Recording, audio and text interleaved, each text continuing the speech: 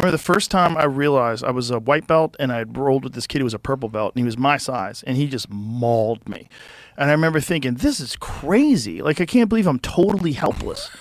Like, I thought I had this delusional idea, like, I know how to fight. I'll fucking figure this out. This ain't that big a deal. It's not that much different from Taekwondo or kickboxing. Like, delusional. I got strangled over and over again by everybody. But this one guy in particular, he just was murdering me. And I remember thinking, I got to learn this. Like, this is, like, really important to know. Like, I didn't know I was that vulnerable. Have you gotten choked unconscious? No, never unconscious. I always tap. Oh, it's terrifying. It's There you terrifying. go, tap. It's terrifying because you get that moment where you're like, I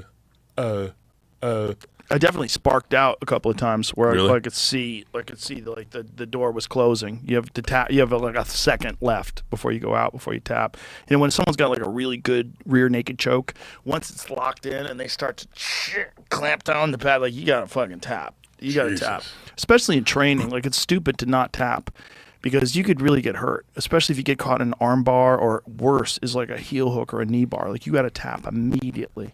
You can't take a chance with ripping your joint apart. It's not worth it. Fuck that. And I had a lot of injuries from not tapping in time. I had a bad Kimura injury on my elbow. My friend Brent caught me in a Kimura, and I couldn't believe that he got it. I was like, because I usually get him, and I was like, I am going to get him. And then he got me. I'm like, oh my God, he got me. This motherfucker got me. And I didn't want to tap. And I was trying to work my way out of it and work my way out of it. And eventually I had to tap, and I was like, oh, I fucked my elbow up. And I couldn't do chin-ups for like 3 months. Really? It was brutal. It was horrible. Every time I do a chin-up, I had agony in my left elbow. Do you still roll? No.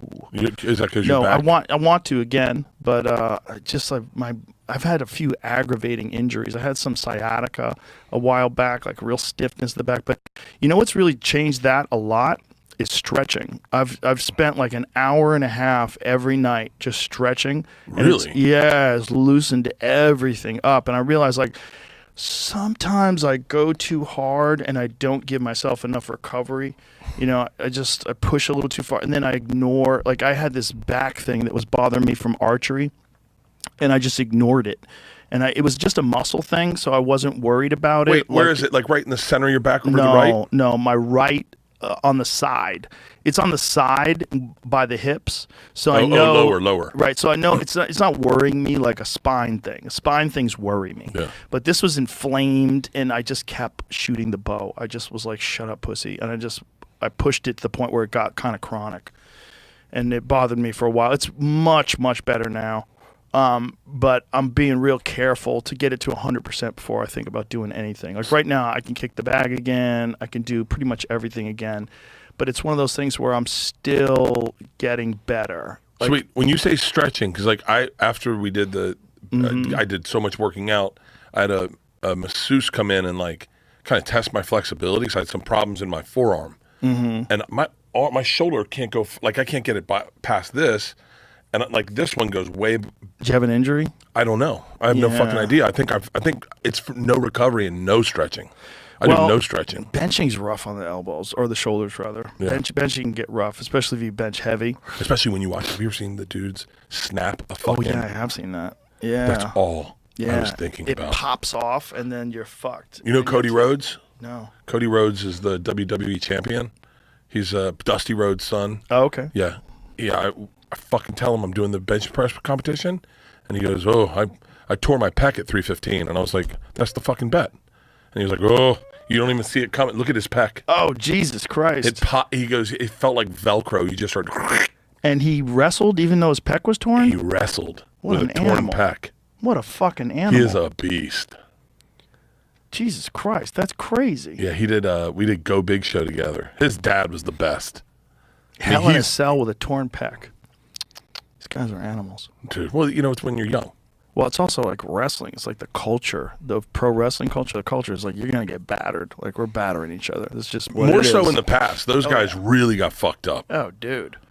You know, I've had a bunch of those guys in here. They tell me the stories. You know, Hulk Hogan and fucking Jake the Snake. Like, all these guys are animals. Undertaker. And they all drank 6-packs after the show. Everyone was snorting coke. They were going from town to town, beating the fuck out of each other. How much better do you think anabolic steroids are than testosterone? for as far as like putting weight on and Like, mass, I mean, is way it better. is it so much more noticeable? Oh yeah, it's completely cheating. Have you ever done an anabolic steroid? Nothing serious. I've never done anything serious. I tried Anavar once, and I've done like some minor stuff. There was some stuff that I got that you used to be able to buy at the store. You used to be able to buy it from GNC, like a vitamin store, and Really? they eventually pulled it off the market. I forget what it was called. But it was pills, and holy shit, did this work. It was like legit steroids that you could buy at GNC. When I was in college, you could buy GHB at GNC. That's crazy. Yeah, because you would take a little capful before you went to sleep, and it would Yes. burn fat while you slept. Well, apparently, I was reading about this conspiracy about GHB and about how safe GHB is in small doses and how good it is for you with sleep and recovery. But the problem is people would dump it in people's drinks, and then it was like a date rape drug. Yeah. Because you just get, if you have a lot of it, you're just out of it. You don't know what the fuck is going on. And so then it became the date rape drug, and then it just got pulled from the market, or at least very difficult to get. But yeah, I remember during those days when it was out, like bodybuilders would always talk about it. They were all taking GHB before they go to sleep. Want to trade crypto with confidence? With Gemini, you can. Whether you're buying your first Bitcoin or actively trading Ethereum, Gemini offers a secure, easy-to-use platform trusted by millions. Here's what makes Gemini stand out. Trade 70-plus cryptocurrencies, from Bitcoin and Ethereum to emerging altcoins. Top-tier security, your funds are protected with multi-layer encryption and insured hot wallets. Earn interest on your crypto, put your holdings to work with Gemini Earn. Seamless mobile app. Buy, sell, and manage your crypto anytime, anywhere. Regulated and reliable, fully compliant with U.S. financial regulations for peace of mind. Whether you're a beginner or a pro, Gemini makes it easy to trade smarter and safer. Ready to grow your crypto portfolio? Click the link in the description and start trading with Gemini today, where simplicity meets security.